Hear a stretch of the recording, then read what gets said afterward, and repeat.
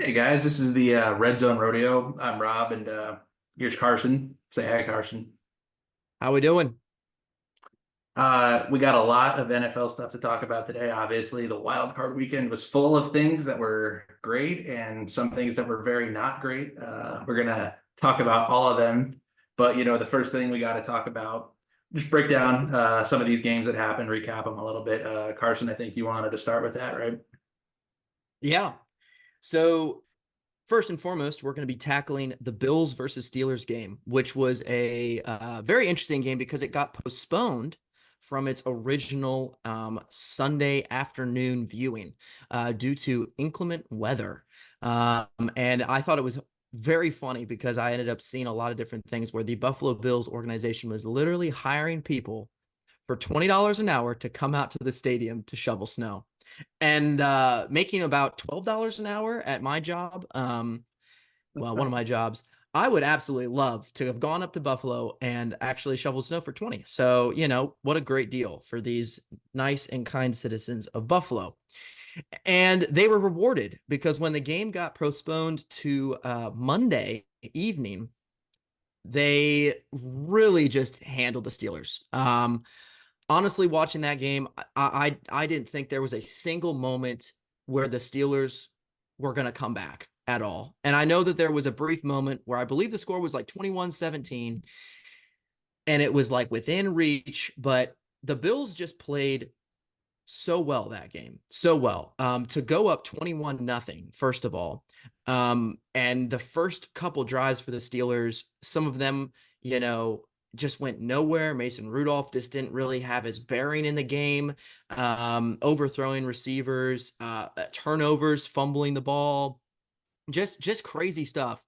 And as I had mentioned kind of last time, I didn't think the Steelers were going to win this game. And not for the only reason, but kind of for one of the big reasons that I put out there was the loss of TJ Watt. And there was almost very little pressure on Josh Allen, including just big gaps and holes in the defense where Josh Allen just took off and looked like Superman, and really took over the game. So the Bills, I would say, dominated the Steelers in this matchup, and they will advance onto the divisional round. Yeah, I gotta say, there were probably two things I was really impressed with in this game. The first is just Josh Allen. I know he had an up and down season, especially at the beginning. He was throwing a lot of interceptions. But even if you go back to the beginning of his season this year, his turnover worthy play rate was the lowest it's been of his entire career. So it seemed like a lot of those turnovers were based off of bad luck. And he's just gotten stronger and better as the season progressed. And he's had less turnovers and more amazing moments. Like I'm sure you remember that huge run he had during the game, which was absolutely insane. There could maybe be like two quarterbacks in the entire NFL who can do that. It's Josh Allen and Lamar Jackson. Those are the only two quarterbacks who could have a run like that. And the fact that he can still throw it as well as he can, he's just like a walking big play machine. Everywhere he goes, every time he touches the ball, there's always a chance that they're going to score or rip off a big play. I think with a quarterback like that, the Bills are absolutely in the conversation of being a Super Bowl team every year.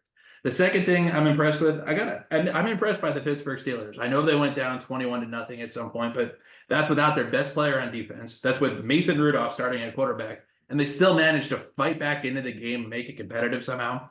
If Mike Tomlin ever gets like a serious roster with like a good quarterback and good wide receivers and a nice offensive line, and that defense was always good, I think he could really go back to the AFC Championship game like he did in the Ben Roethlisberger years. Every year he's going to be in it with those Steelers if they ever get another good quarterback to replace Ben Roethlisberger.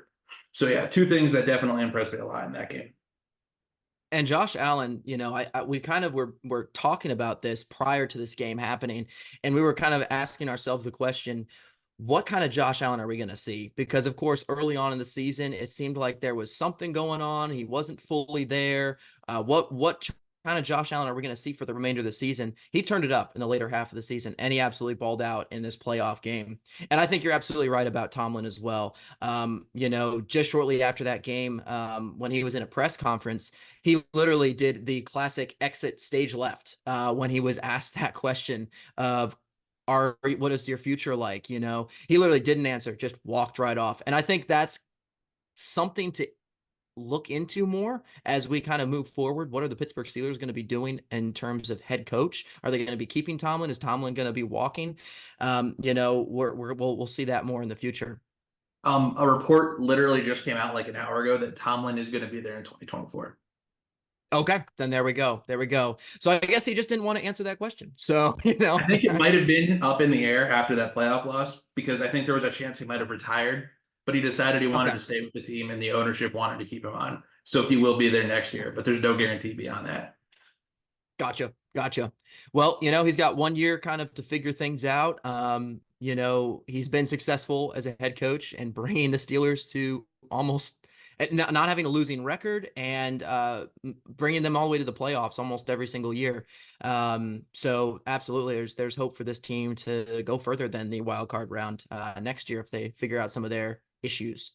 If I were the Steelers, I would trade up for a quarterback in this draft. There's 4 or 5 really good ones. You get yourself, with Jaden Daniels or Michael Penix or one of those guys, maybe even Bo Nix or JJ McCarthy in the later rounds. I think you would have a really, really good chance at going far in the playoffs. You just need to get that guy at quarterback. Maybe it's Kenny Pickett because he did have like a few good games before he was hurt, but that's a conversation for another day. So, yeah. All right, let's come back on track. All right, Rob, tell us about the Chiefs versus Dolphins AFC wildcard matchup. yeah, Carson, I don't want to say I called this one, but I called this one. I told you that the Dolphins were not going to be good on offense. They weren't going to score a lot. And I mean, the only points they had came off of that one really bad pass from Tua that Tyreek Hill managed to miraculously catch and then dodge like 3 defenders and break a tackle to score a touchdown with. So the Dolphins offense was just abysmal. I think they're overrated. I think they can destroy weak teams, but once they go up against a good defense that knows how to prevent the speed from winning by dropping guys deep and bracketing Tyreek Hill, they're going to have a lot of problems. I also think Tua showed to the world that he is not going to be the guy to get the Dolphins to the Super Bowl. I mean, every throw he made seemed like it was off. Now, I do have to give him the benefit of the doubt. He was playing in like, negative 30-degree weather. He's from Hawaii. He's not used to that kind of weather. But he just seems to fade away in the biggest moments. And wow, that sounds a lot like another team we're going to talk about here in a little bit. But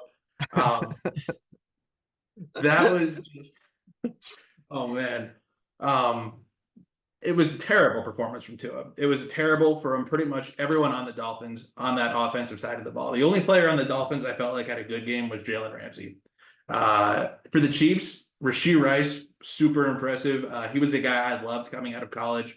I really wanted the Cowboys to get him later in the draft, but he really showed up to play, showing that all of his results in the regular season translate to the postseason, which is probably the most important thing you can do as a rookie. Isaiah Pacheco, we talked about it last week. It looks like when he runs, he wants to bite people or he's attacking the ground. Those really were the only 2 offensive weapons the Chiefs consistently had, though, throughout that game. And I think that's not going to be enough to get the job done against some of the better teams in the AFC. Against the Dolphins, sure. Against the Texans or the Ravens or the Bills, I don't think it'll get the job done. So I'm glad the Chiefs won. It was nice to see them, celebrating. It made me want to shoot myself in the face when Taylor Swift was up there in the box doing the stupid dance with Brittany Mahomes or whatever. But hopefully they'll be eliminated from the playoffs soon by the Texans, which is who I think they're playing this weekend, right? No, the Bills. They'll be playing the Bills. That's right, in Buffalo. So, yeah. Yeah. They should get eliminated by the Bills in Buffalo. If they don't, I will be honestly shocked. Yeah, I was honestly really kind of shocked at this game. We talked about, the discourse that surround this game. Can Miami play in winter weather? It was one of the record colder games, right? It had to have been. And I don't know. I guess this teaches me just don't go with your gut, because the Miami offense did not show up, as we just mentioned. It was abysmal to watch them play. It seemed like a lot of Tua's passes were either overthrown or on more likely so underthrown, and receivers had to come back to grab them. The Chiefs exploited the Dolphins' hurt already defense, and we got to see Rashee Rice do amazing things with the ball. Is it because the Dolphins secondary lacked some of their talent that they started the season with? I would probably argue yes, that you saw that kind of big explosion from him. But honestly, it just really was a disappointing just game in terms of the Dolphins playing. And the Chiefs really manhandled them. And I owe Rob. So that's what we got moving forward. That's right. I'm All looking forward right. to that Jack Daniels. I'm sure you are. I'm sure you are. But we're not done with your pain yet. We're gonna get there soon Oh, enough. I know, I know. Yeah. All right. So now we're gonna move on to the Texans versus the Browns game. And I think I'm not the only one that was shocked by this outcome.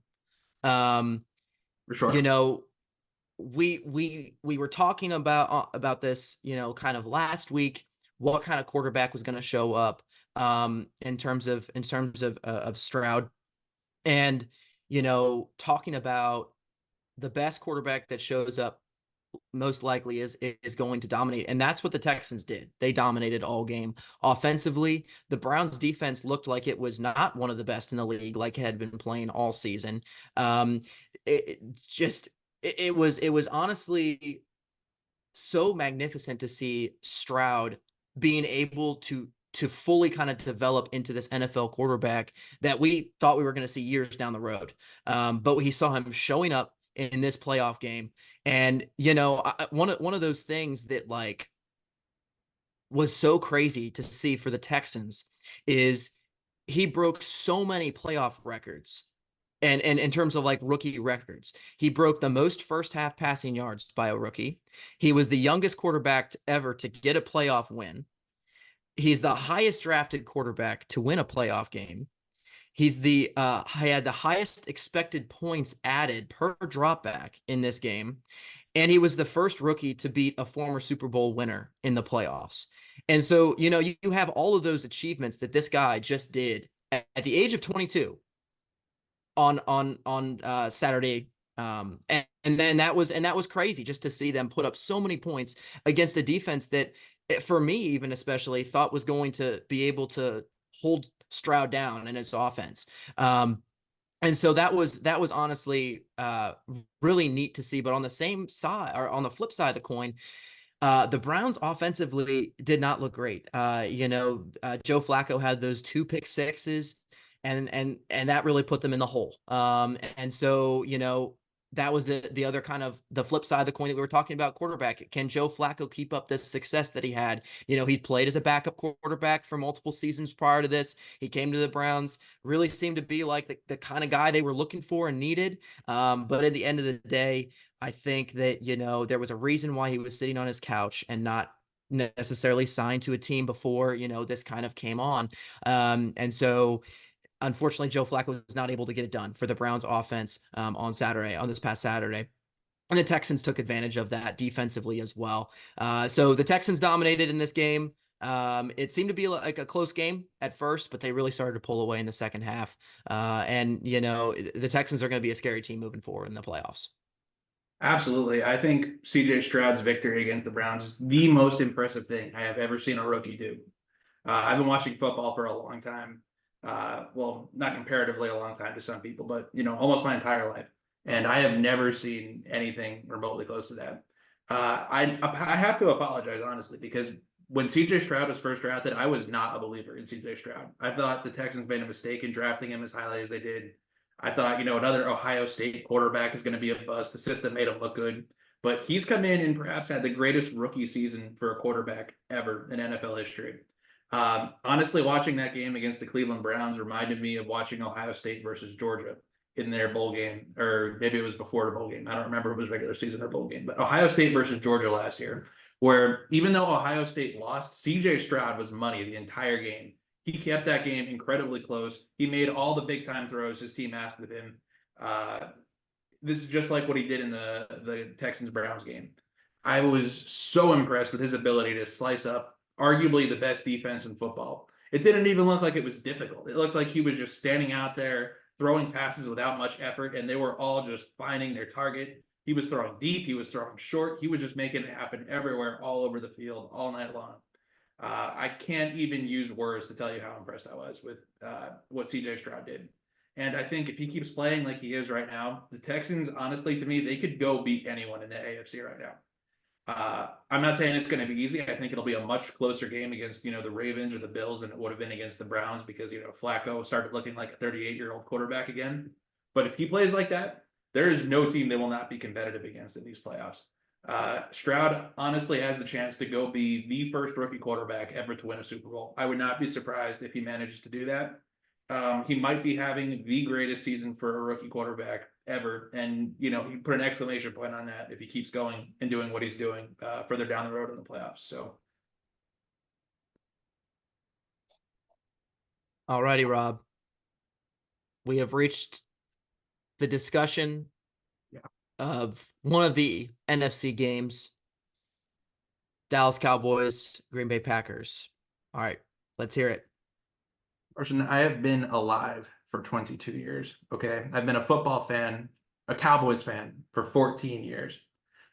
The Cowboys have let me down every single year I was a Cowboys fan. They have not been to an NFC Championship game every single year I was alive. Even before that, they haven't been to an NFC Championship game since 1996. So I don't know why I expected anything different this year. I don't know why I let myself believe that this year would be different than past years. I should have known that this is exactly what was going to happen because this is who they are. It's who they have been for almost 30 years now. And I have to apologize to Terrence Steele, the Cowboys right tackle, because he's been terrible all year. And I fully expected him to be the worst player on our team in that Packers game. And he was the guy I was worried about the most on our offense. But the worst player on our offense was Dak Prescott, the guy that I trusted the most, the guy I had the most faith in going into the playoffs was the guy who let us down. Obviously, there were a lot of other people on the team who let us down. The coaching was terrible, but that first interception he threw when he was targeting Brandon Cooks, Jair Alexander, that I think is what really just kind of eviscerated our chances of winning because that just deflated the Cowboys. It gave the Packers a chance to go up 2 scores early, and the Cowboys have just been terrible playing from behind all year long. There just wasn't even really a chance after that. I think even though this was only in the first quarter, I knew at that point that the game was over. Even though we were only down 2 scores, I had zero hope that we would come back and zero hope that we would win the game. I was watching the all 22 of that play specifically, and he had CeeDee Lamb wide open behind Brandon Cooks. If he had thrown it to CeeDee Lamb, that would have been a touchdown. So that decision that he made to throw it to the covered wide receiver instead of to the wide open receiver for a touchdown is a 14-point swing and probably made the difference in the game. Because if we had scored a touchdown there and tied it up instead of going behind by 2 scores, we would have stayed competitive all game and then probably had a chance to play from ahead, which is where we play our best football, instead of playing from behind, which is where we play our worst football. Also, Mike McCarthy, he has to be fired. His team came out and fell flat on their face yet again, 3 years in a row. It doesn't matter how good you are in the regular season if you can't do anything in the playoffs. Dan Quinn, he has to be fired, the defensive coordinator. His defense has just kind of been collapsing all season long. They were not the elite unit they have been the first year or two he was here. There's just a lot of blame to go around, a lot of disappointment to go around. I was ashamed to be a Cowboys fan. There's a lot of questions about the future of the team. I am not happy right now with the Cowboys, and I think I've made that pretty clear here. So, yeah. Yeah, it honestly was super shocking to me. When the game started, I kind of thought that, it was going to start off close and then the Cowboys were going to run away with it, kind of like I had talked about last time on our podcast. But what ended up happening was the opposite. And Jordan Love showed up, and in front of a Dallas home crowd that they have been perfect in front of for a number of games, 16. he was able to silence them. Yeah, 16. He was able to silence them. And I think that, what was really visible in this game was the ability that Jordan Love has when he's playing at his best football, how his play level elevates the entire young team around him, because the Packers are the youngest team right now in the NFL, are arguably. And so what he was able to do in Dallas was short of remarkable. I mourn with you, Rob, because it seemed like this whole Dallas season going into the playoffs, arguably, I think probably one of the better Dallas teams that I've seen play in my lifetime of actually like following football, just fall apart before our very eyes. It seemed like there was problems with Dak and CD Lamb, just the disconnect, even on the sideline. I honestly, don't know what was going on. Um, and the Packers got ahead and they stayed ahead. And that was really the game. And I think that unfortunately, Mike McCarthy is probably going to be fired as a result of this. I actually heard some speculation that maybe even like in order to keep Dan Quinn, they're going to elevate him. I don't know if that's true. I don't know if, as you said, you think he should be fired as well, because the defense did seem to regress, especially in that game. They didn't even seem existent. Yeah. They did not play very well at all. I think keeping Dan Quinn would have been a lot more of a priority before that game. Now, granted, his Okay. defense has been having bad games the entire second half of the season, but to go out there and choke in the playoffs the way they did, I don't think the Cowboys have any interest in retaining him at this point. Even if he doesn't accept the coaching job somewhere else, I don't think he will still be on the Cowboys coaching staff next season because I think what you were talking about before was exactly right. The Cowboys didn't get beat; they gave up. They didn't even Mm-hmm. try. You can go look at all the three touchdowns that Jordan Love threw that were like wide open receivers. Well, or that one pass to Romeo Dobbs where there wasn't even anyone close to him. He was just standing out there in the middle of the field. And I think the closest defender must have been 30, 40 yards away.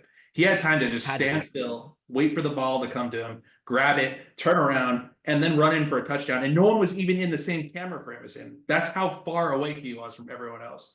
The defense just gave up. They did not try it. That was not their best effort. They've been bad sometimes this season, but never that bad. I expected the Packers to score a lot of points, but watching them just limp off the field with their tail between the legs is something I never thought I would see. And that's to me the biggest indictment on the coaching staff. That's why I think Dan Quinn needs to go. That's why I think Mike McCarthy needs to go. We need to get someone in there who can inspire them to actually try in the playoffs. Because if you're not going to try, then when are you going to try? That's the most important game of the season, and you don't even decide to show up for it. Come on, man. You got to do better than that. Yeah, and it seemed like everything was going in their way. Like you can even go look back and be like, well, we weren't at home, and that's why we may have not done as well, or we didn't have this, and this. And I know those have been some complaints about past playoff years, but it really seemed like the Cowboys were set up for success this year. They had the home field advantage. They had a lot of the pieces on their team figured out heading into this game, and it just is honestly quite surprising to me that they didn't show up. And obviously that's what you've been kind of echoing this They did entire not time. show. Uh, yeah. Yeah. Well, not to keep belaboring the point because I know that you're very hurt by this loss. We're going to talk about another team that just utterly fell apart. And actually, this might even make Rob even happier because it is his division rival, the Philadelphia Eagles. So the Buccaneers Eagles game, we briefly kind of talked about this last, podcast, and really we're unsure of what team was going to show up in terms of the Eagles, and even in terms of even the Buccaneers too, because we've seen them at their best and at their worst. And oh my goodness, was this a blowout? Absolutely, the Eagles, honestly, in the same kind of way that the Cowboys looked, they seemed to just give up. And like Jordan Love had been playing against the Cowboys and just kind of sling it. That's what Baker Mayfield did. And he found Mike Evans and he found Chris Godwin and he found, these different kind of ways to infiltrate this Eagles secondary that unfortunately was, not as prepared. Honestly, is probably the best word that I have. Not as prepared to face off against, Baker Mayfield's team. And I think that, where does the blame lie? I mean, we can kind of get into that a little bit later. As the Eagles have really disintegrated this second half of the season, all the way even into their playoff game. But the fact that remains on the field is that the Buccaneers came up and they showed up and they played, and the Eagles didn't. from defenders running into each other, causing wide open receivers, to the Eagles' famous tush push failing, absolutely failing. The Buccaneers are, I maybe I'm wrong about this, but in terms of me watching the games, first time I've ever seen a team stop the tush push in an important moment in a game. And now you hear, today, or I forget if it was today or yesterday, but Kelsey is thinking about, and not even just thinking about, he will be retiring. So what is the future going to look like even for the Eagles? Is Nick Sirianni's job on the line? There was a lot of questions that surrounded the game, but the Buccaneers showed up and they played great football. And I think that them moving on in this playoff kind of dilemma going into the divisional round, they're going to be a tough team to beat. They're going to be a tough team to beat, and I'll say that now. But honestly, the Eagles they seemed like the same broken team that they had been playing the last couple weeks of the season. And talk about an utter collapse. Talk about it. It's honestly mind blowing for a team to go 10-1, start the season off so strong, and then just completely fall apart. It blows my mind. It really does. Yeah, I mean, you remember where I had them in the power rankings last week, right? I had the Philadelphia Eagles dead last because I said this is not what were they, a 10-7 team going into the playoffs. This is a 1-5 team going into the playoffs because that's what they had been over the past month. And sure enough, they get in the playoffs, and who are they? They're a 1-5 team. That's what they looked like. They did not look like they were a good football team. On offense, they were just lethargic and slow and uncreative. It seemed like even the fans watching at home knew what was coming every time they snapped the ball on offense. There was zero creativity. And obviously, that's probably a big reason that a lot of that coaching staff is being questioned right now. On defense, I think they're just less talented than people thought they were last year. Because even last year, their secondary was really bad, but their pass rush was so good it kind of like masked that a little bit. This year their pass rush is nowhere near as good, and I'm not sure why. Because it's basically the same players plus Jalen Carter. I know they lost Javon Hargrave, but Jalen Carter has a much better pass rush win rate than Javon Hargrave does this year. So he's been a more effective pass rusher. So I don't know how you can exactly explain that total regression in pass rush success. It doesn't really make a lot of sense to me. I don't know if there's a way to scheme around it, or if teams are just getting the ball out really fast, or if these guys just really aren't as good this year as they were last year. But you talk about a team that's falling apart. At least my Cowboys will have like good things to build on from this season. For the Eagles, I don't know what that good thing is. Who are they? What is their identity? What can they do? They can't run the ball. They can't throw the ball. They can't play defense. It just seems like they need every position on that team addressed right now. I know A.J. Brown is insanely talented. I know Devonta Smith is very good. I know Dallas Goedert's very good, but none of it is working. I don't know. Is Jalen Hurts the guy? Is he the quarterback they want going forward? I don't know. He has not been good this year. He has been, I would say, bad, at least in the second half of the season. He was above average, I'd say, the first half, but the second half, he has been terrible. I know he's been playing hurt, but that's no excuse. I mean, you should at least be able to operate like an average NFL offense if you're a starting quarterback. And he just hasn't been able to do that. He has arguably the best offensive line in football, one of the most talented wide receiver groups in football, one of the best tight ends in football, arguably, right? Because that's what they were last year. I don't know if they're still playing that way this year. They don't seem like they're playing that way this year. I saw a report that came out of the locker room that Jalen Hurts did not exactly give a ringing endorsement for Nick Sirianni when he was asked about him. It seems like there's a lot of stuff going on behind the scenes that we really don't know about. It seems like it's kind of tearing this team apart. They just don't really care anymore. They're just they're done. They're done with each other. They're done with the game. They're done with trying.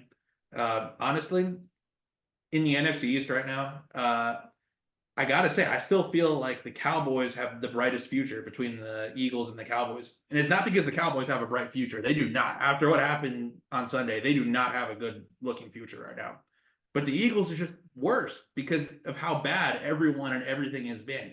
I don't know. Maybe you get a new coach in there and everything just magically turns around, but it's just hard for me to see right now how they can make themselves better than what they are right now.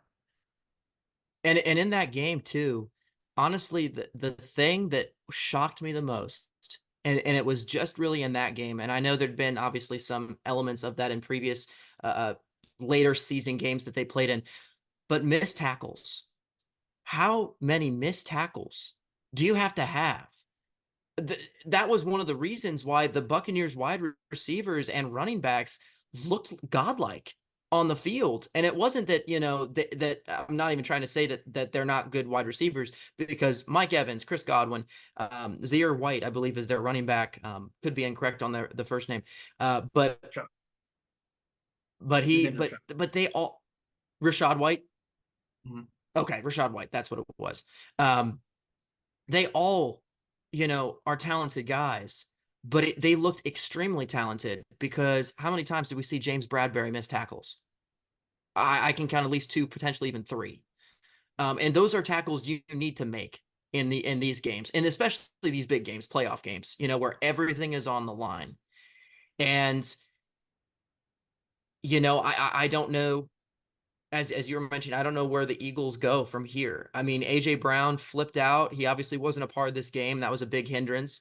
You don't have your number one guy out there, but he caused all this ruckus. And I don't, maybe we shouldn't play too much into this, but he deleted everything off Eagles related off of his social media.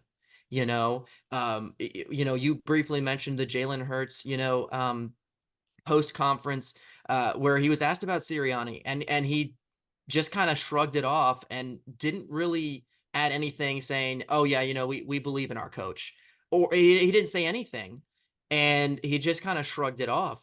And that in itself, and from previous comments that he made in the season, where it's like the team has a lack of confidence, and all this stuff.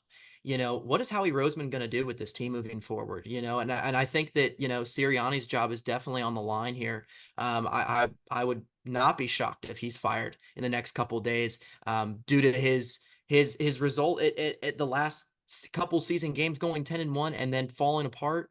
Maybe the blame isn't on him, but unfortunately he's the head coach, and so he shoulders some of that blame. I think their coordinators are going to be gone, especially their offensive coordinator. um, you know how do you rebuild this team? Do you pick up maybe a quarterback in the draft and try to start over, and maybe even save him in terms of a guy behind Jalen Hurts, so that you have the possibility moving forward, if Jalen is not gonna be your guy next season and he doesn't show up, well, maybe you put this young guy in and you see what he can do. A lot of questions surrounding this Eagles team. Um, but the fact of the matter is unfortunately they're knocked out of the playoffs. They're going to be going back to the drawing board, figuring out what it is that they did wrong, figuring out what it is that they need to do moving forward, and looking toward the draft and free agency to get some of those question marks crossed off the list. But the Buccaneers move on, and we'll see what happens with them moving on in the future. I'll say Alrighty, this. last I, game. Oh, I'm I sorry. think Go on, Rob. That's okay. I think Nick Sirianni has the brain to be a head coach, but I don't think he has the personality to be a head coach. I think he's great at designing plays and all that sort of stuff, but I don't think he's good at leading men. I don't think he's good at getting up there and inspiring the type of attitude you need to have in your locker room. And it's kind of eerily reminiscent of my criticism right now about Mike McCarthy, because both of these teams just did not try in the playoffs. It does not look like they're being led by guys who know how to get the team where they want to go. And I know Nick Sirianni had them in the Super Bowl last year, but I have never seen a coach just completely and utterly lose his team the way Nick Sirianni has lost the Eagles this year. And I think that's probably why he should be replaced moving forward. I don't know if the Eagles will move on from him, but I would not be surprised if they did, like you said. Yeah. All questions that I'm sure will be answered in the next coming days and potential weeks, in regards to both the Cowboys and the Eagles. What their future is going to be looking like, especially coaching wise. Alrighty, so the last game that we have to kind of go over, is probably, arguably, I mean, maybe I'm speaking out of turn, but I think probably one of the better games to watch, this wild card weekend, in terms of how each team played. But it's the Lions versus the Rams. Yeah, I think that was by far the best game to watch. It was the only one that was remotely close. I mean, I know the Bills Steelers game got close for a second there, but this was the only one that felt like it really could have gone either way. And I think if these two teams played each other 10 times, they truly would be 5-5. I don't think one team would dominate the other. Um, Both teams are really impressive. I think The Rams, I might be a little concerned with right now just because how old some of the really great players are. Aaron Donald, Matt Stafford, both essential pieces to their playoff run this year. You don't know how much longer you'll have both of them performing at a high level. But they still have a bright future to look forward. You know, they have Puka Nakua to build around. They have Kobe Turner on the other side of the ball. They have a young offensive line. They have a lot of great pieces to build around. But three of their biggest guys, Matt Stafford, Aaron Donald, Cooper Kupp, no saying how much longer they'll have the three of them together for. On the Lions side of the ball, that was just a very impressive win. I think it was something they had to go do. They had to prove to themselves they could beat a good team in the playoffs, which they did. They have a lot of great young offensive talent. They have some superstars on that defense. I know it's not perfect, but Brian Branch, Aiden Hutchinson, Jack Campbell, they have guys who can make plays on that side of the ball. Um, Dan Campbell, I love Dan Campbell, man. He was a Cowboys assistant coach before he went to the Lions, and I was so sad when he left. He was the only assistant coach I even knew at that point, but he was just such a personality, such a great leader in the locker room, and players talked about him so much with such high regard. He was one guy I knew I didn't want to leave, and when he left, that was a very sad moment for I think most Cowboys fans. So I'm really excited for him, really happy for him. I want the Lions to win the Super Bowl. That's what I'm rooting for now, that the Cowboys are no longer in it, either the Lions or the Texans. But I think watching Dan Campbell get to the Super Bowl and win it for that city that hasn't had playoff success in 30 years would be really nice to see. Jared Goff, I mean, I don't know if he's the guy that the Lions are going to go with moving forward, but he's good enough to get you where you want to go this year. That's for sure. With the talent you have around him, I don't know if they'll pay him in the offseason, but right now, I think the Lions have a really good chance to go out there and win it all. Yeah, honestly, not to echo what you're saying, but it was honestly a really good game. Both sides, I think it was super cool to see the Lions to winning a playoff game in a long, long while. And, I think one of those more heartwarming scenes was to see this elderly gentleman who'd been a ticket holder for 50 years. And he was, sitting in his seats. And to imagine waiting 32 years to see a playoff win, how sweet that moment must have been. And there's endless stories of people who were there in the crowd, videos that went viral of Lions fans, from cheering to crying to whatever it may be. It was a truly emotional time, I think, to be a Lions fan. And you're absolutely right. This Dan Campbell squad, the sky's the limit for him. And if they can keep playing consistent, good football, I think they can beat almost anybody here. The only issue that I saw really was the Lions kind of secondary and defense. You still have some of those players, but the Rams were able to kind of exploit that with Cooper Kupp and especially Puka Nakua. He really came alive this game. What a connection for Matt Stafford to have. There was that brief moment in time when Matt Stafford got hit, and the question was, is he how hurt is he? Because he was clutching his ribs walking off, and you always hate to see injuries in a game, especially when the game's close and how that can affect the outcome. But it was great to see him getting right back in there and fighting with his team. Unfortunately, they fell short. But overall, what a great game! Honestly, what it was just so entertaining to watch, so entertaining For sure. I think probably I did feel kind of bad for Matt Stafford, because he probably doesn't have a lot of chances left to win a Super Bowl, and I've always just rooted for him because he's such like a great guy. But again, you said it, I gotta say how impressed I am by some of those Lions fans who have been there every year for 32 years, watching that team, going through the emotions of every single season. It must be such a great moment for all of them. Absolutely. Yeah, I would agree.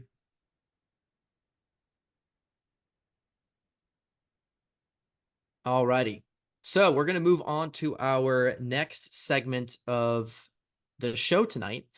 And after covering all the Super Wild Card weekend recap, we're going to go into the divisional round power rankings.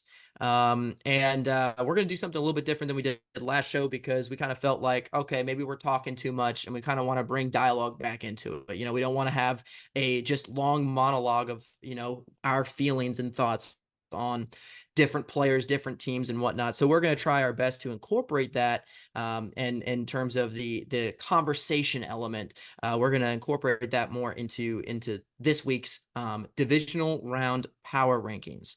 And before we get into them, I'm going to be doing the list of power rankings on who I think is the top team, and all the way through down to number 8. But one thing I will kind of note is that, all of these teams, of course, have made it to this point. And if I have any teams at the bottom, it doesn't mean that I think they suck or whatnot. It's just in terms of the power levels of these other opponents in the divisional round. I feel that they may be a little weaker in terms of some of the other stronger teams. But that is in no way a diss on them or whatnot. But to get things started, I have at number 8 the Green Bay Packers. Now, we all saw what they were able to do against the Cowboys at home. Very shocking game, I think, for the majority of the NFL world in terms of the outcome of it. My main questions kind of moving into this game is that going to be the same Jordan Love that we see? We've seen a little bit of inconsistency from Green Bay all season. We've seen good moments from Jordan Love. We've seen mediocre and sometimes even bad moments from Jordan Love. So if Jordan Love is playing at his A game with this young team built around him, I think that they can potentially go on and just like any of these teams on this list, win it all. But I don't know if that's the next, game, or in the next game we see if Jordan Love is going to be coming out and performing as well. I also have some questions in terms of the Green Bay Packers defense, especially against the run game. And now you have to understand, the team they're going up against is the San Francisco 49ers. And, you have some questions there in terms of run defense and if a team can run it down your throat. We didn't see that very well in the Cowboys game.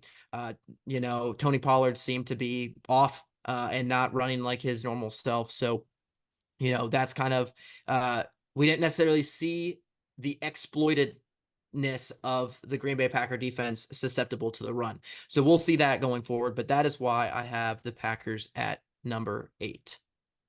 I would like to point out the Cowboys did run the ball well against the Packers. They just didn't really have a chance to because we were behind by so much so fast. We just Yeah, had to ball the whole time. So I do think their run defense is definitely a weakness they have. But you really hit the nail on the head. Now the question is, how well is Jordan Love going to play down the road? When is this going to become too much for him? Is it going to become too much for him?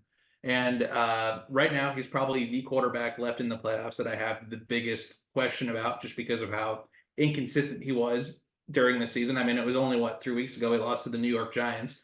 yep. So if he plays like he did against the Cowboys, like you just said, I think they could go ahead and beat anyone in the playoffs. But I don't know if they'll do that, especially going into San Francisco against the 49ers defense. They have arguably one of the scariest pass rushes in the league. I mean, so did the Cowboys, but they just didn't show up. I don't think the 49ers pass rush will have that problem. I fully expect them to be around Jordan Love the whole game, putting him under a lot of pressure, forcing him to run and throw at the same time. During the season, he made a lot of mistakes like that. Towards the end, it got better, but he still was making mistakes. Even in the Bears game, the one big mistake he had was a fumble that he had while he was running outside of the pocket. If the 49ers can make him do that, I don't think the Packers will be able to advance past the 49ers. But I will say this, if they show up on the road against the 49ers and Jordan Love takes them to a victory, I am ready to say right now he is the next Aaron Rodgers. I will say that. I think they will go ahead and win the Super Bowl this year. If he does that, that's how impressed I will be. I So would even say better than Aaron Rodgers. I would agree with you. I mean, I agree with the Packers where they are in your power rankings just because of how many questions there are about Jordan Love and that defense. But we'll see. Obviously, no one can predict the future, but for right now, I think this is the correct place for them. Yeah, absolutely. All right, moving on to number 7. So at number 7, I have the Kansas City Chiefs. And, I may end up eating my words again and betting against Patrick Mahomes and putting him as low as 7. We all know the type of quarterback Patrick Mahomes is. That's never been the question. The question has always been the team around him. Can he himself elevate the rest of his team? And what we saw at Arrowhead Stadium last weekend was against a fledgling Dolphins team. Nothing seemed to be working. And of course, that's some credit goes to the Chiefs. But we talked about the Dolphins secondary being so hurt and injured that we saw a lot of big playmaking from these players, such as Rice. He really showed up in that game.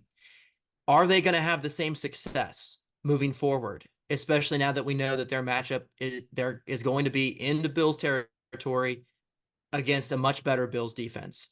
Obviously not trying to just base these power rankings on the games they're playing, but these are questions that, the Chiefs have to answer moving forward, because we've seen these struggles all season from the people who are surrounding Patrick Mahomes, from the receiving crew who are dropping balls to silly penalties that are only hurting them. Can their running game get off the ground? That's another question. There's been times where it has, and that's led them to more victories than not. There's been times it's been shut down. So can really, the question with the Chiefs here that I have, and why I have them at 7, is it's kind of that unknown factor, kind of with Jordan Love. Which kind of quarterback are we going to see in Jordan Love? It's not the same thing with Patrick Mahomes, but it's the same kind of principle.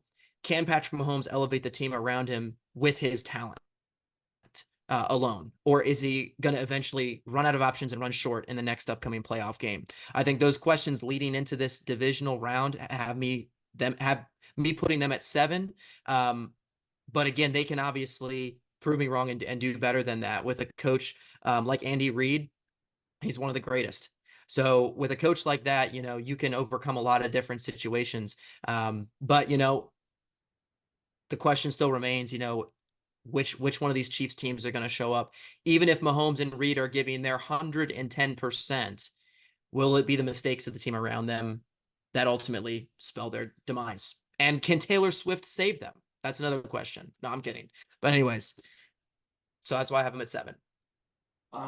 Okay. So I disagree with where you have them, but I don't disagree with anything you said about them. I think, again, you hit the nail on the head with what the problems with the Chiefs are. Can Mahomes elevate that offense to make it good enough to win with the defense they have, which is a very good defense. But I think the team that really should be at number 7 is the Tampa Bay Buccaneers. And the reason I think it's the Buccaneers is because they're not a good football team. They played 500 football against the worst division in all of football all year long. They only scored 9 points against the Carolina Panthers, and they arguably should have lost that game if 2 Carolina touchdowns hadn't been called back by like unnecessary penalties. I know that we have questions about the Chiefs receivers, but the Buccaneers have great receivers, and they still only scored 9 points against the Carolina Panthers. And I think a large part of that is Baker Mayfield. I think he can get hot sometimes, but I do not think he's a good quarterback. I don't think the Buccaneers defense is good either. I don't think their pass defense is good. I think their run defense up the middle, especially where Vita Bay is fine. It might be the best in the league. But that's pretty much it. All they got is their run defense and their receivers. And if you don't have a great quarterback, I don't think having those receivers really means all that much, like we saw against the Carolina Panthers. I think if you had the Chiefs and the Buccaneers play each other right now, I think the Chiefs would win, and I think it wouldn't even really be all that close. I know Baker Mayfield can torch the Eagles, but the Eagles have a terrible defense. The Chiefs have a top 5 defense this year. They have been shutting everyone down. I don't think the Buccaneers will be able to move the ball against them at all, and I think their pass defense is also terrible. So Patrick Mahomes, with his limited receivers and weapons on that team, would be able to take advantage of that defense and go score. So for that reason, I would have the Buccaneers at number 7 right now. We'll get to the Buccaneers soon. I think they can fly a lot higher than you think. And maybe that's just me, and maybe I'm going to lose another bet, but I am high on the Buccaneers, and I think that their team and how well they're playing, especially now coming off that Eagles loss, can propel them far. But we're getting ahead of ourselves, so let's go back to number 6, who I have at number 6. And I have the Detroit Lions at number 6. Now, it's tough, I think, to rank the top 8 teams that have made it, to the divisional round. Of course, there's a reason these teams are here. But I think the Detroit Lions, for me, are at number 6. And the reason why I have them there is because of the questions on their defense. in, a lot of their contests throughout the season, and including even the Rams game. I feel like their defense has led up a number of points to keep their opponents in games. And, it's all good, and the games are fun when you watch, especially when they're close. But in terms of games being close, the more like the higher chance of your team not ultimately finishing it off with the win. And I think that there's some question marks in the defense. I think another big question mark is Jared Goff. We've seen throughout the season what happens when he gets pressure. When he gets pressure, he makes mistakes, and when those mistakes are made, unfortunately, he does not play at his top potential. And it doesn't matter what weapons he has surrounding him, whether it's Sam Laporta, Amon-Ra St. Brown, who've been playing excellently. It seems that if players are in his face, he panics and he makes mistakes. And the run game for the Lions is really good, and maybe that's something they're going to lean on. But I do think that, there is some question marks moving forward for this team. And, will they be able to play stronger in their next run? We'll see. We'll see. I think playing at home obviously had their advantage. They'll be playing at home again. So that home crowd will be there. I remember watching the press conference with Dan Campbell, and he said this is probably the most electrifying crowd that he's ever played for, which was obviously the last weekend when they played against the Rams. If the crowd shows up, of course, that's only going to motivate the Lions even more. But I do think some of those key things on defense that have let games be close, and the ability for their opponents to put pressure on Jared Goff could ultimately lower this team. Obviously, they can go as high as the sky, but I think some of those things might ultimately limit their ability to continue to play strong playoff football. And Carson, I gotta admit, I am shocked that you have the Lions below the Buccaneers. So, do you think I the know, Buccaneers are going to win this weekend? Is that what you're predicting? I do, I do, I do think the Buccaneers are going to win this Wow, weekend. Hmm. that is bold. That is really bold, my friend. Would you care to I put know. double or nothing bet on this game with our case of Jack Daniels? You know what? I think we should. Because I feel like, I think the Buccaneers, and I may be getting ahead of myself, so I'm not going to give away all my cards for this, so we can, stick to the power rankings. But I think the Buccaneers are the kind of team the Lions don't want to play in the playoffs, because the Buccaneers have going for them some of, I think, the weaknesses of the Lions team is equally reflected with what the Buccaneers have going for them in terms of their strengths. Whether it's, Baker Mayfield being able to throw the ball with Mike Evans, Chris Godwin, how is that Lions secondary going to be able to deal with them? And of course, the Tampa Bay Buccaneers has been a very pass heavy team. And, on the flip side, Jared Goff, we saw how the Buccaneers were able to get at Jalen Hurts multiple times throughout the game. And the pressure that was in Jalen Hurts' face ultimately is what shut down the Eagles' offense. Of course, they had some big plays, but if that same defense in terms of the blitz and that whole thing that they were able to do against the Eagles, if they're able to exploit Jared Goff, we may see some mistake prone Jared Goff playing football, and in a way neutralizing some of those key offensive players on the Lions offense. So anyways, that's all I'm going to say, but maybe you have something to rebut against that. Yeah, so Carson, the line right now is Lions are 6.5 point favorites. I am so confident that the Buccaneers are trash and will be stomped by the Lions this weekend. I will give you that line. Okay, you win if the Lions don't beat the Buccaneers by at least a touchdown this weekend. That's how confident I am that the Lions are going to absolutely destroy them. Does that sound fair? Okay.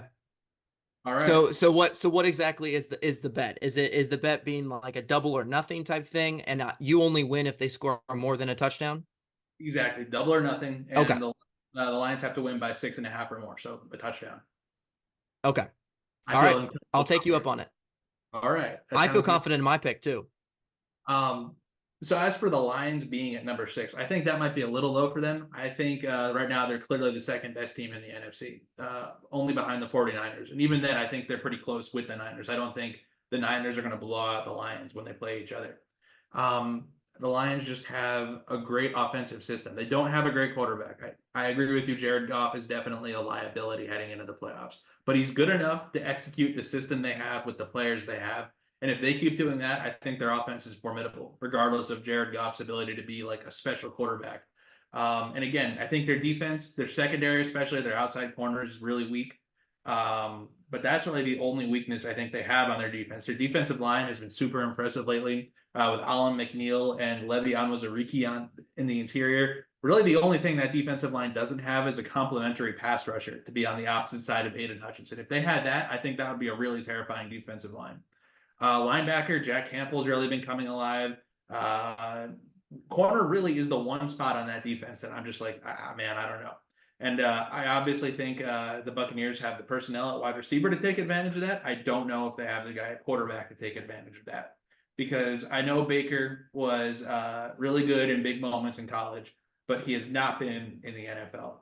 And the Eagles were terrible. They were reeling. Nobody expected the Eagles to win.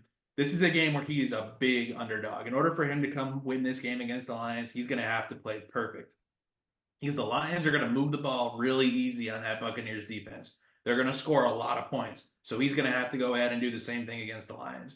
This game's going to have to be a shootout, and he's going to have to make sure he doesn't turn the ball over if the Buccaneers are going to win. All that being said, I think the Lions, probably right now, I'd have them around 4, behind the Ravens, the Bills, the Niners. That might be it. Maybe the Texans, so 4 or 5. I think 6 might just be a little bit low for them, but yeah, that's my thought on where the Lions are right now. Gotcha. Well, I have some things to say about Baker Mayfield as well, and even some potential weaknesses, but I'm going to save that for our predictions for the divisional round, and I'll move on with the power rankings and my power rankings of the divisional round. So at number 5, I have the Houston Texans. We all saw how well CJ Stroud played against the Browns. And I do think, the same question that I had for Jordan Love is the same questions that I kind of have here for CJ Stroud. Which quarterback are we going to see? But I have a lot more confidence in CJ Stroud than I do Jordan Love. And there is something about this Texans team that is very menacing, especially to play. They're playing great football. And, I've said this multiple times. If you get a ticket to the dance, meaning the NFL playoffs, anyone can win. And it doesn't matter if you're the number 1 seed or the last seed. And the Texans are playing that kind of football that really, they can go all the way if they keep consistent and they keep playing that way. I think that the reason why I have them at number 5 is because, with everything that CJ Stroud has been able to do as a rookie, there is still some limitations, especially when your head coach is also a rookie. And a lot of your star kind of players are younger players. Will mistakes be made? Of course, I have them higher on the list than than the Lions and the Chiefs and the Packers, because I think that in terms of those other teams, they have a higher probability to succeed on the field. But some of those questions are still there. And so I have the Texans at number 5. They can certainly be higher on the list. But I think in terms of where they are right now, they played a great game against the Browns. We'll see moving forward if they are better than number 5 or if they're worse. Man, I cannot believe how high you must have the Buccaneers. You have them over the Texans? Oh my goodness. That is okay. We'll put that away for now. We'll put that away until we get to the game picks. I think Yes. that 5, maybe 4 is about right for the Texans. They are a really good team. And you said they feel menacing. To me, I think they feel special. I think they have this Mhm. like quality about them that you can't really put a name to it. It just feels like everything is going to go right for them when they play against you.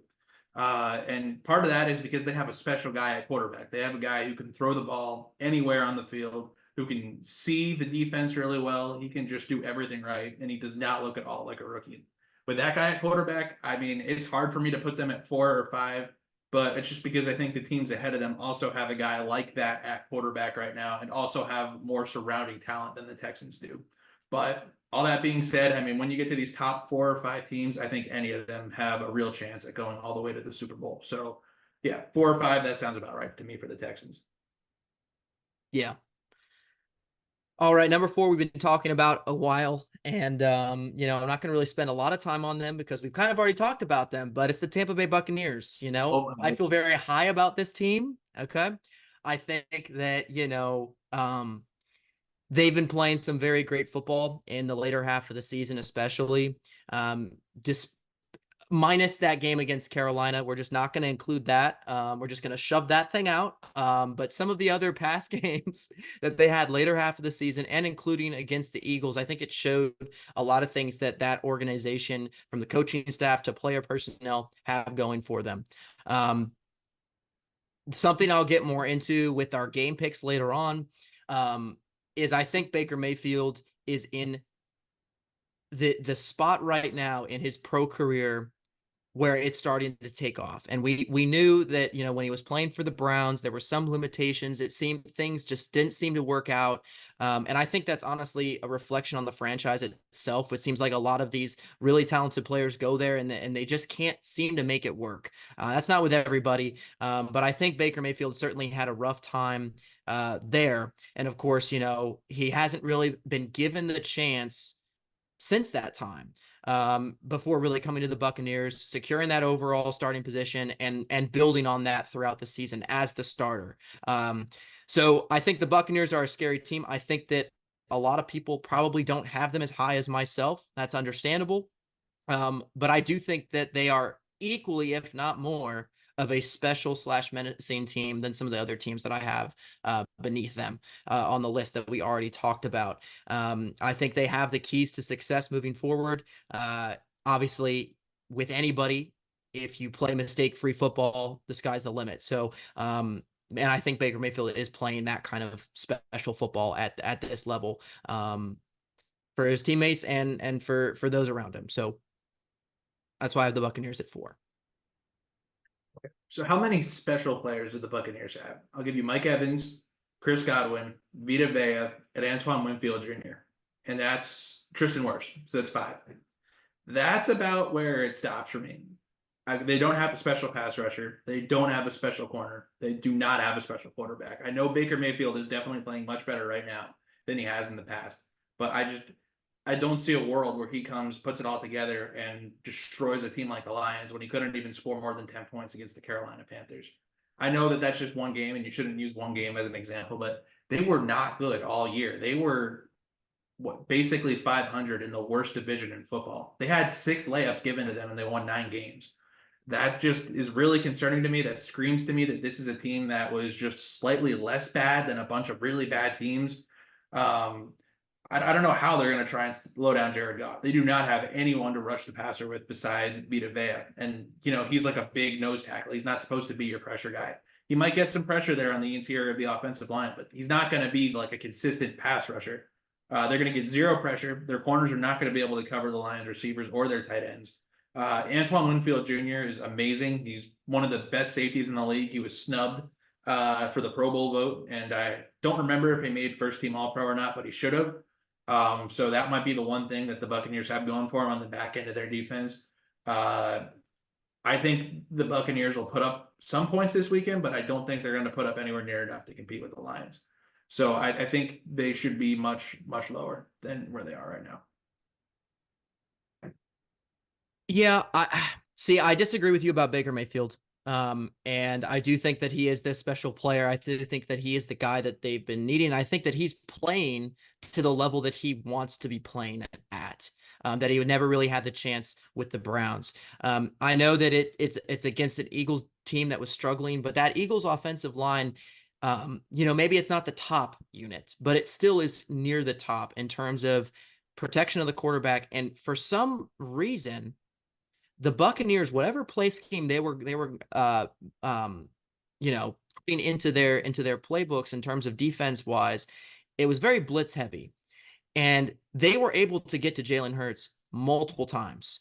And I think that, if you can put that and employ that into a game against someone, let's say Jared Goff, I think you do have a shot of slowing down this very explosive team, this very explosive team.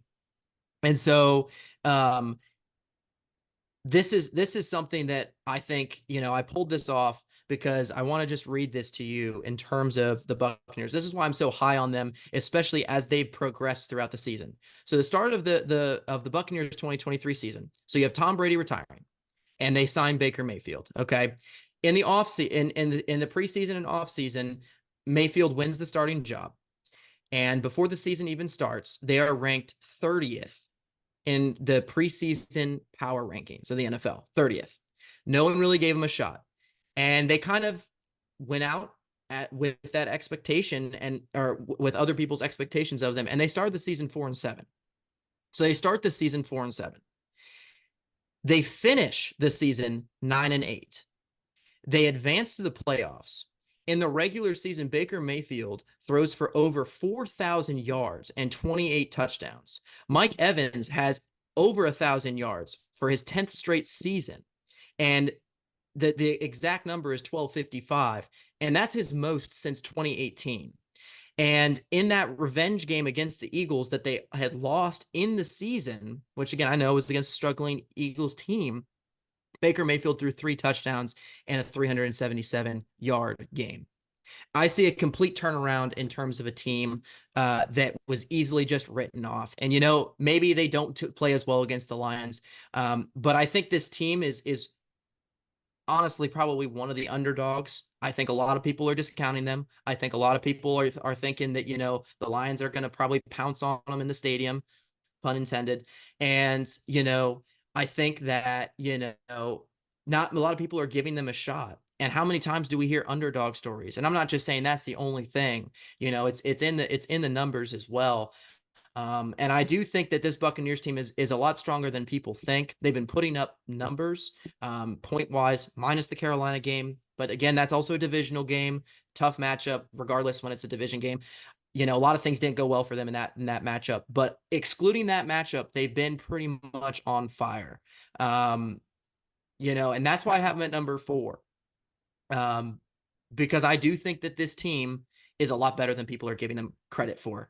We were able to see how they can get to the quarterback in a playoff game with the Eagles. We'll see if they can do the same thing and they can scheme up those plays against Jared Goff.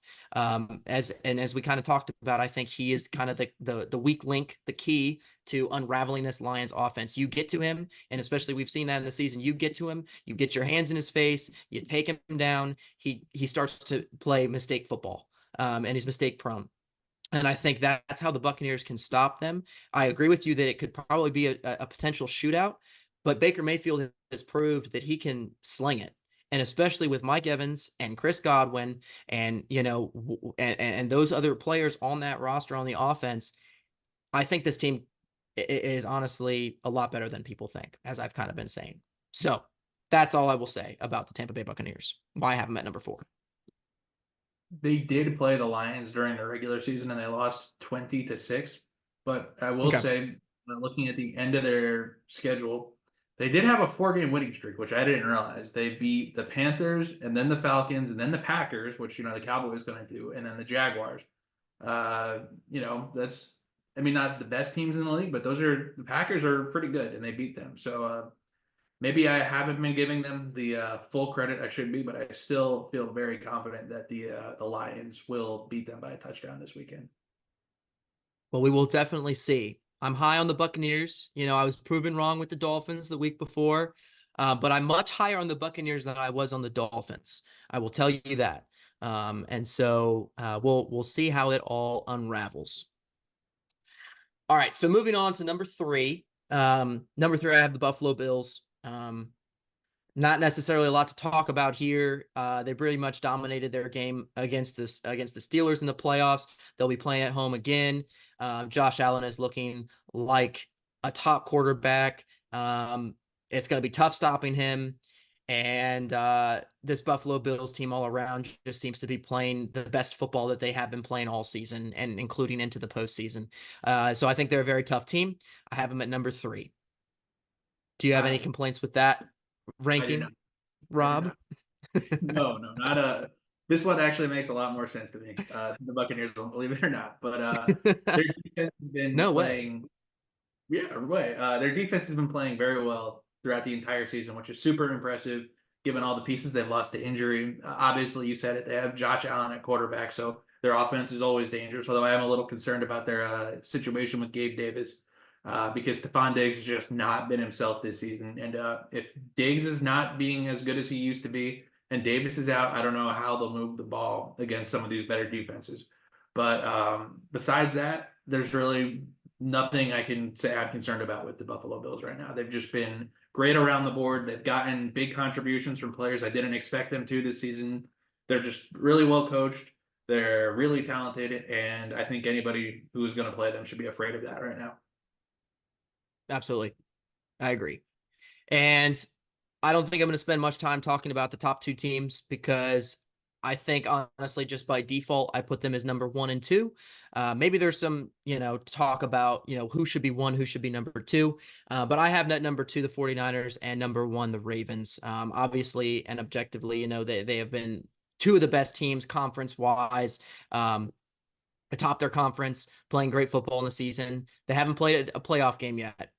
So we'll see how they come off their kind of week bye and when they play their respective opponents. But as of now, since we haven't necessarily seen them in the postseason in terms of their, playing ability, I'm just going to still put them at number 1 and 2, Ravens and 49ers respectively. Yeah, I completely agree with that. I mean, they've been the 2 best teams all year. It's hard to argue with that. The Ravens destroyed the Niners when they played them, so I feel like right now you kind of have to have the Ravens above the Niners. But those are definitely the 1 and 2 I think everyone should have going into this round of the playoffs. Yeah. And honestly, anything can change. Like, of course, we have them up at number 1 and 2. Very easily could any of these teams, the Buccaneers, be number 1.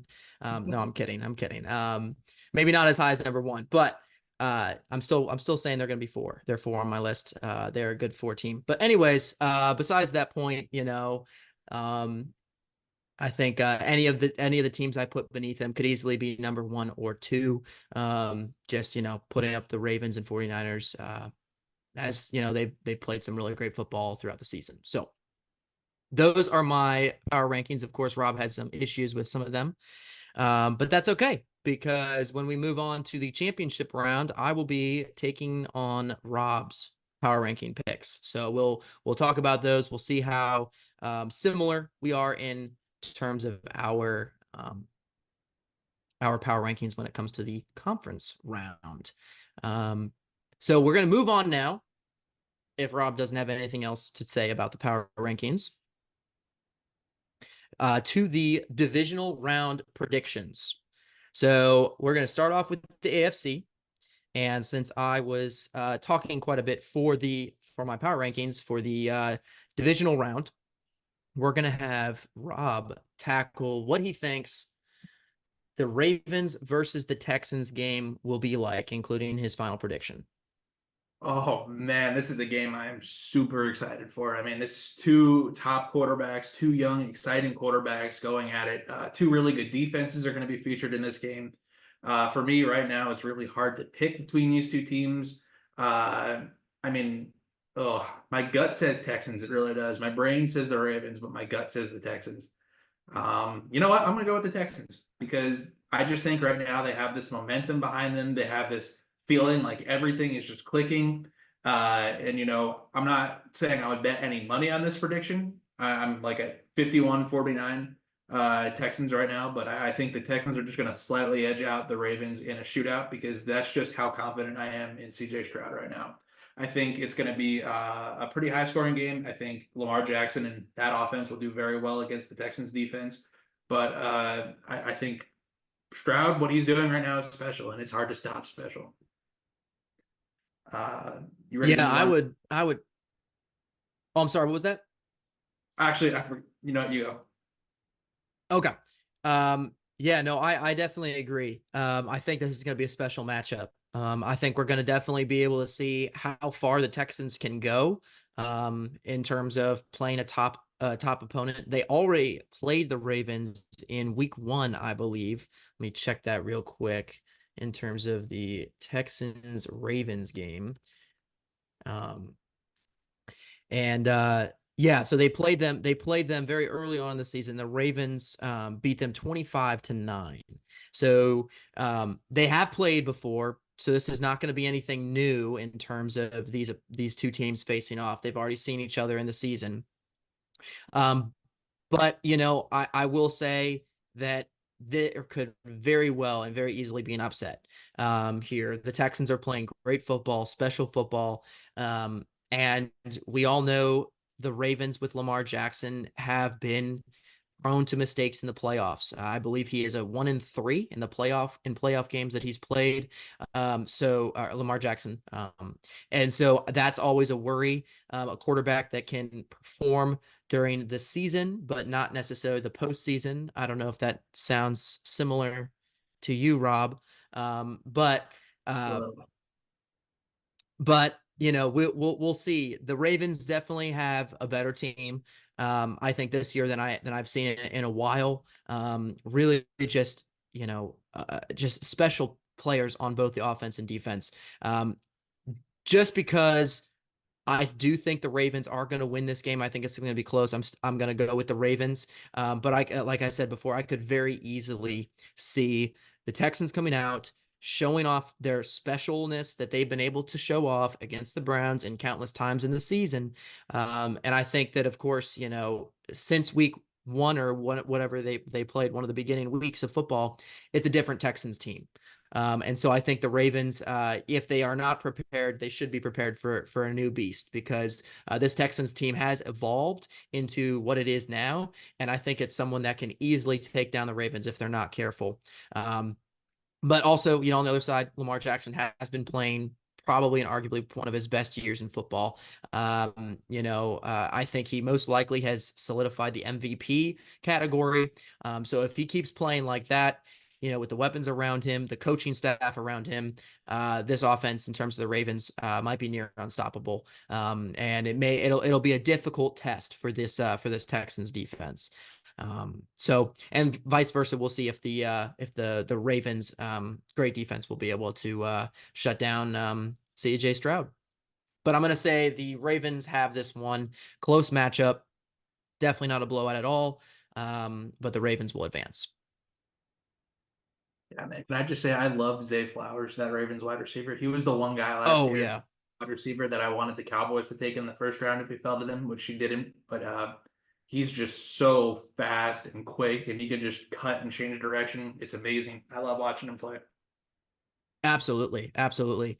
And I mean, shout out to Tyler Lindenbaum, who's their center. He's a good Iowa boy, my home state. And he's been playing great football. You have Kyle Hamilton in the back at safety. Roquan Smith, who's been a tackle machine all season. Just players all around. The Texans have a task out for him. But yeah, Zay Flowers, I will agree. He's been one of those receivers that I even wanted the Titans to pick up. Of course, they didn't pick up any wide receiver until the 7th round, but that's okay. It's fine. I'm definitely over it, if you can tell. But anyways, regardless of that, I'm sorry, what was that? Just like I'm over the Packers game, doesn't bother me Oh at yeah, all. exactly. Just like yeah, no bother. No, not bother at all. Nope. All right, moving on to the Bills versus the Chiefs.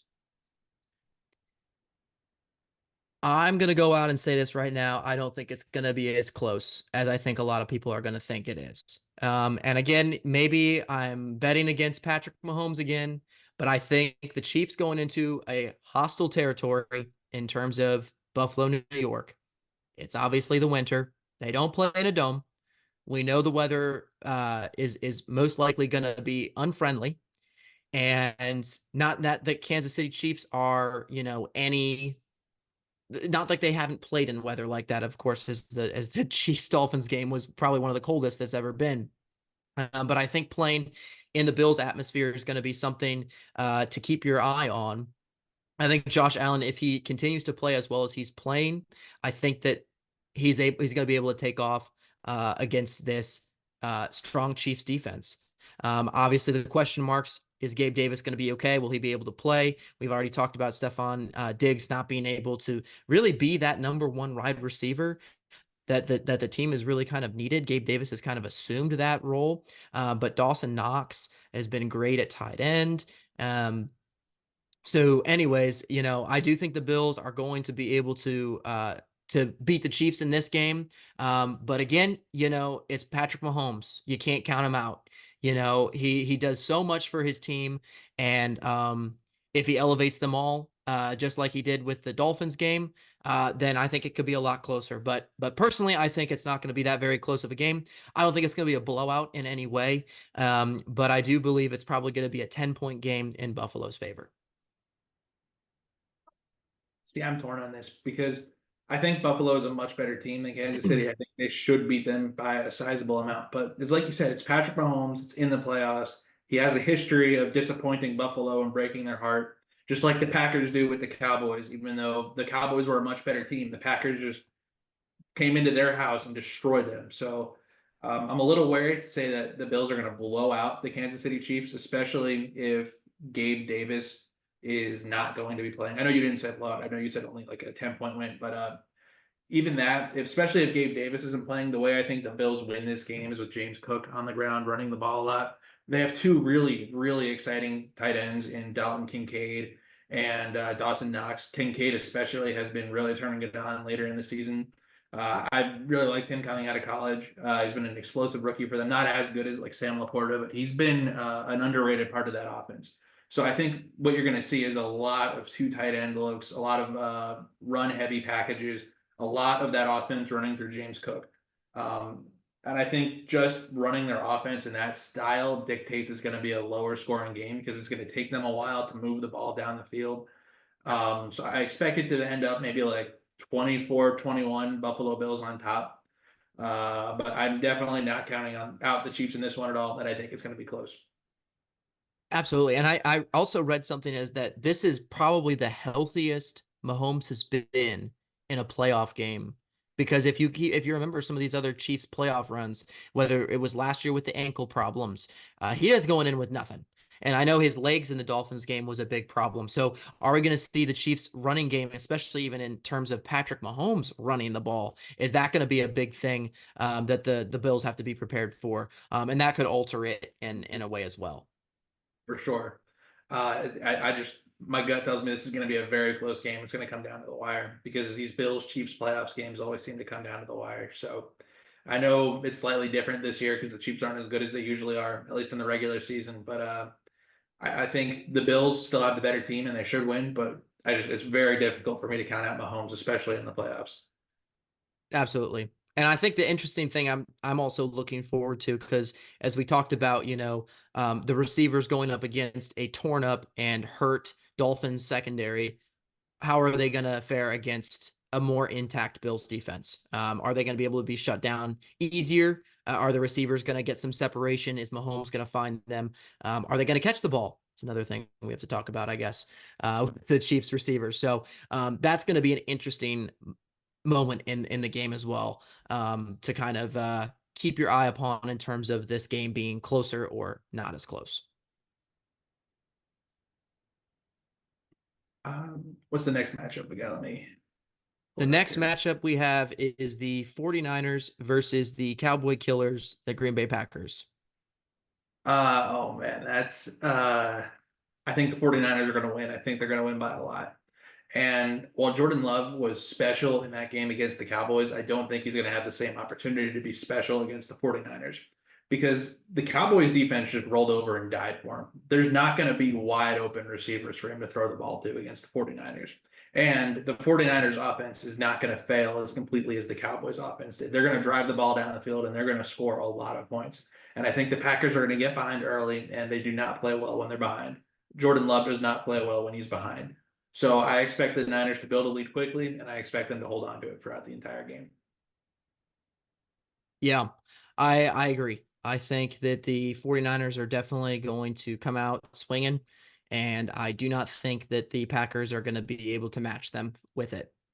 Of course, what Jordan Love put together in Dallas was as you mentioned, special. Um,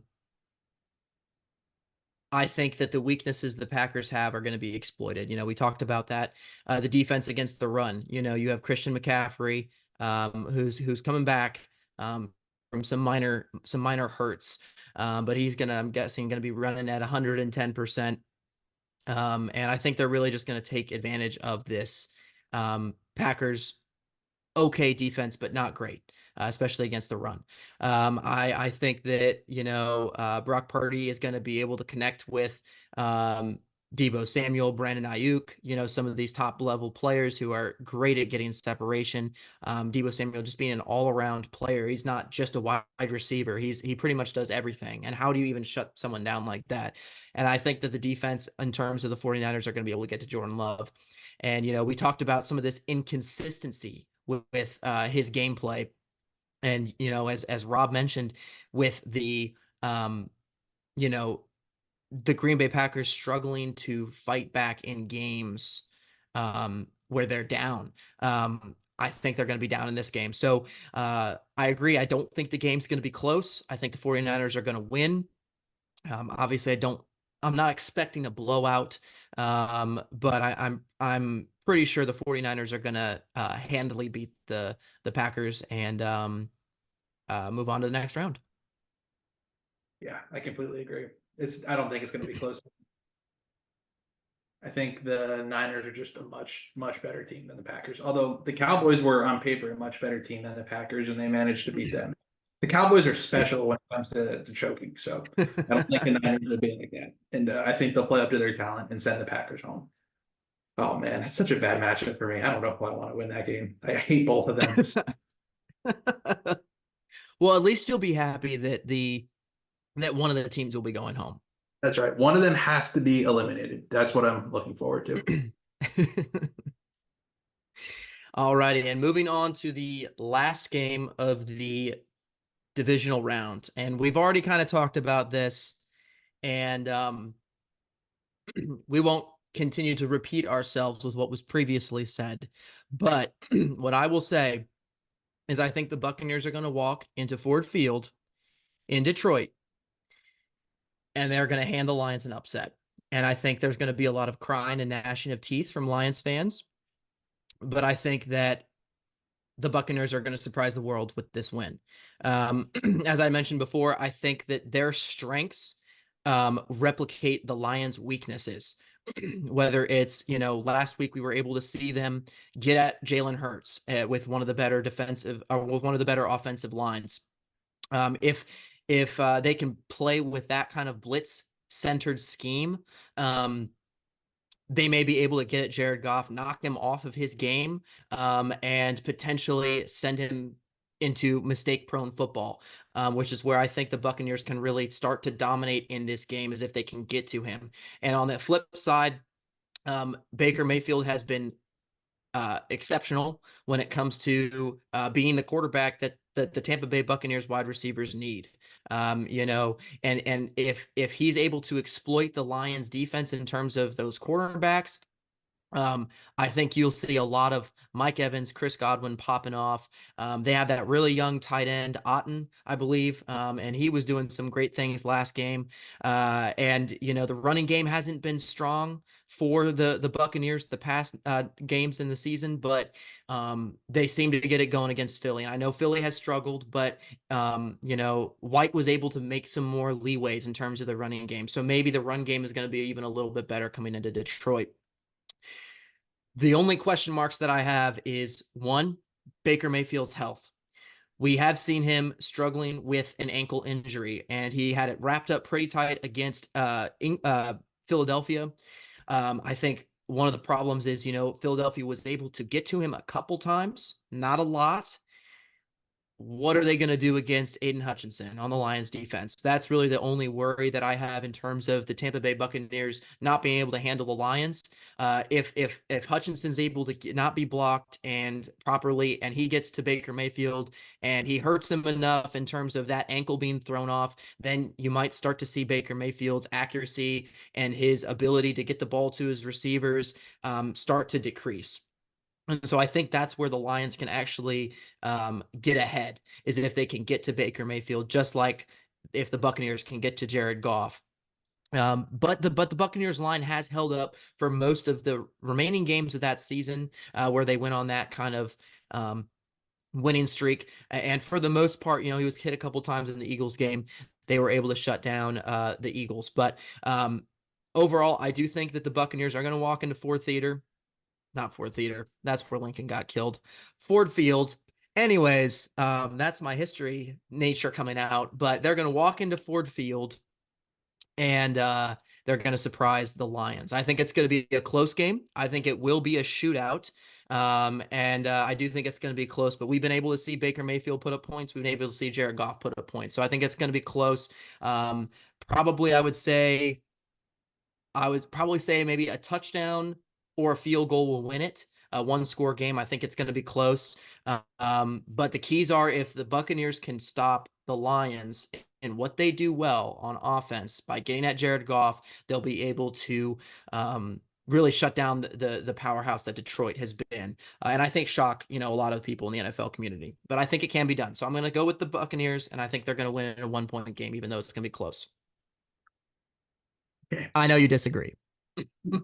You just got to give me a second to breathe here, because you just used the words Ford Theater, shootout, and surprise all in the same sentence within like a 30-second span. I know.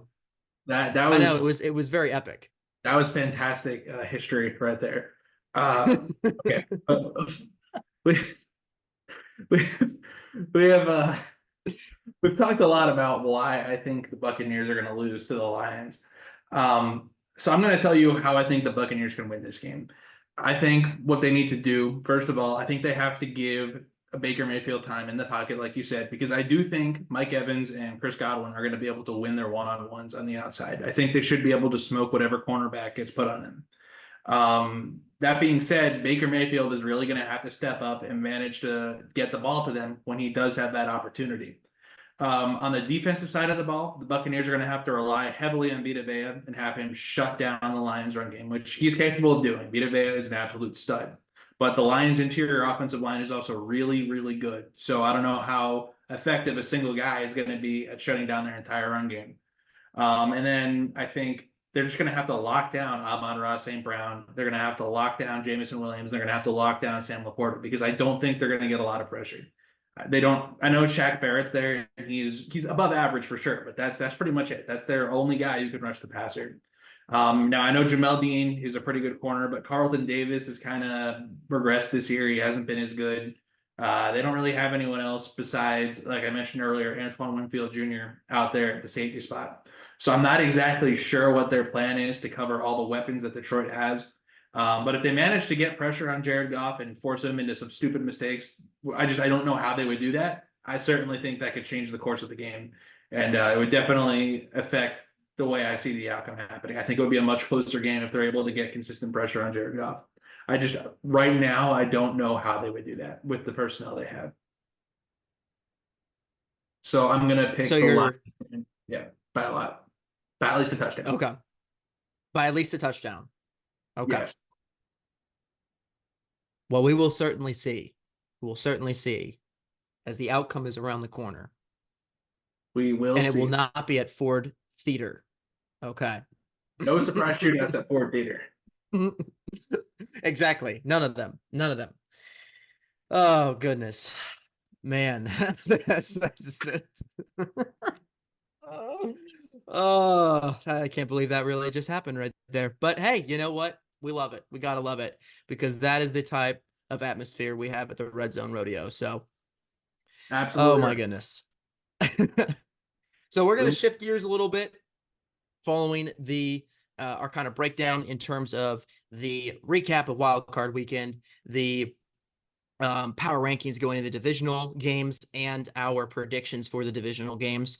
And we're going to actually, one of the things we're going to wrap up with today is actually discussing the offensive rookie of the year. And there was a number of candidates that were kind of released in terms of that. But realistically, there's really a top three. And out of the three, I'm going to have to change my hat for this one. Oh boy, he came ready today. Sam Laporta is going to be the offensive rookie of the year because the Iowa Hawkeyes are that team and he is that good. Okay. Jokes aside, I don't think that Sam Laporta is going to win. He has had an amazing season and is a wonderful weapon on the Lions.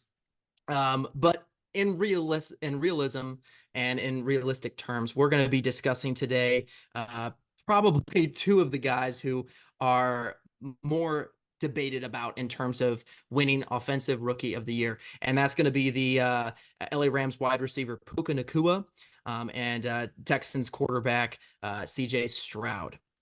So, Rob, why don't you tell us why you think CJ Stroud is going to be the winner of the offensive rookie of the year? Absolutely. And first, I just want to start out by saying Puka Nacua has been amazing. He's had arguably the greatest season for a rookie wide receiver ever.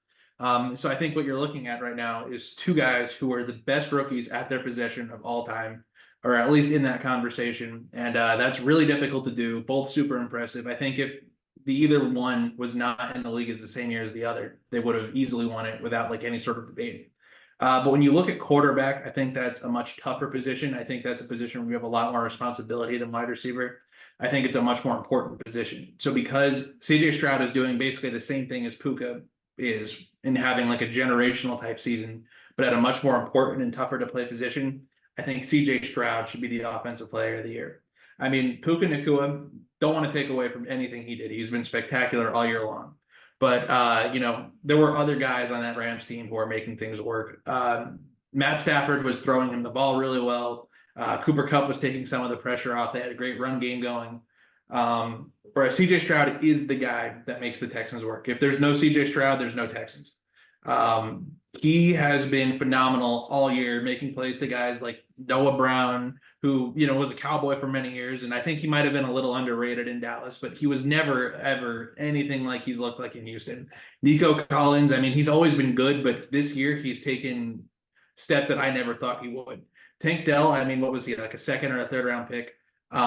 Yeah. I was pretty high on him coming out of the draft, but I never expected him to have the rookie year that he has. Stroud has just elevated everyone around him in a way that I don't think Puka has on the Rams because of the virtue of the position that he plays. It's tougher, it's more important, and because of that, I think Stroud should be the offensive rookie of the year. Yeah, no, I do agree. I do think that Stroud is most likely going to win rookie of the year for honestly the reasons that you just stated. It's his amount of passing yards this season, which, pulling up the numbers, is 4,108. It's the third most by a rookie in NFL history. And his touchdown to reception ratio led the league, making him the youngest player in NFL history to achieve that feat. And not only did he do that, but he also led the NFL in interception percentage. And he was literally throwing a pick on just 1% of his passes. And he's been the first rookie since 1946 to lead the league in that category. And so that just, that on your resume alone says it all. And of course, we talked about, his playoff game where, he has the most first half passing yards by a rookie, youngest quarterback to win a playoff game, yada, yada, yada. That's only adding to his resume. And I think Rob is absolutely right in saying that the quarterback position is something that is much more highly skilled, not only skilled, but it is a highly skilled position. And what CJ Stroud has been able to do this year for the Texans is nothing short of remarkable. And I do think that he will win. But for case in point, I also do think Puka Nacua does have a good shot because of what he's also accomplished this season as a rookie. By far, these two rookies have outdid themselves in terms of their potential that people thought that they had. Because not only, did did Puka Nacua become the rookie to break the rookie record of how many yards. He surpassed Bill Groman, who played for the Oilers. Shout out to the old team in Houston. And he was able to do that. And so, it's interesting to see that, a fifth round pick in the draft can do this. And that really shows you that these players, doesn't matter if they're taken in the first round. Sometimes you hit and sometimes you miss. And Puka Nacua was a hit for the Rams, and he's going to be a top player probably for the majority of his career, if he is able to keep this up. And not only was he able to have the most receiving yards for a rookie in a season, and leading not only in terms of catches and yards per season, but he passed DK Metcalf in for the most yards by a rookie in a playoff game against the Lions. And not only did that, but he had his game high of 181 yards and scoring a touchdown. Puka Nacua was one of those top guys that Stafford went to in the game against the playoff game against the Lions. And in the end, it wasn't enough to guarantee that Rams win. But the efforts that Puka Nacua made on that field easily puts him also up there with CJ Stroud for Offensive Rookie of the Year. But I agree with Rob, due to the position of quarterback and how much more skilled of a position that is. I do agree that CJ Stroud, given his resume, is going to ultimately win Offensive Rookie of the Year. Even though I may wish for it to be my boy Sam Laporta out of Iowa and everything that he's done. Shout out to Sam Laporta, by the way, because he was a second round pick from Iowa. And he has set the record, the franchise record at the position of tight end for the Lions this season. So that's something that at least he can smile about, setting that record. Unfortunately, I don't think that he will be in contention for Offensive Rookie of the Year with Stroud and Nacua above him. But shout out to my boy from Iowa. I will say he was the only offensive rookie out of those three to win All Pro honors. Oh no, maybe Puka won them too, but Laporta and Puka were both All Pros. I don't think CJ Stroud was, so maybe that factors into the decision making a little bit. I don't know. Yeah, absolutely. I could absolutely see that factoring into the decision. But yeah, I'm not sure about Nacua. I know Laporta was though. Nakua might have been second team. I'm pretty sure Laporta was first team. Not 100%. Okay. Let's see. Yeah. Okay, here we go. Here we go. God, that's gonna haunt me in my dreams. The rest of time. It's okay. Let's see. Oh, this is next gen stats all pro team. You know what? Okay, it's not important, but I know Yeah. Laporta made the all pro team, the first team all pro. I'm pretty sure Puka was on the second team. Oh, here we go. Wikipedia. Why didn't I think of that? There we go. That's the best source right there. Yes. Okay. So Puka Nacua was second team all pro. So was Sam Okay. Laporta. Okay. Okay, So they're both Sam second Laporta team. and Puka are both second team. Gotcha. But I don't think Stroud is on. No, the two quarterbacks on the all pro roster are Lamar Jackson and Dak Prescott, which looking at that now does not seem as good as it did before. But yeah, those are the two quarterbacks on the all pro roster. So Gotcha. Gotcha. Well, still, it will be interesting to see that all unfold. Our predictions, of course, is that Stroud will win it. But hey, maybe we'll be surprised with Nacua or Laporta winning. But I do think Stroud's pretty much got it nailed down. yeah, for sure. If it wasn't a positional award, I think Nacua would have a much better chance.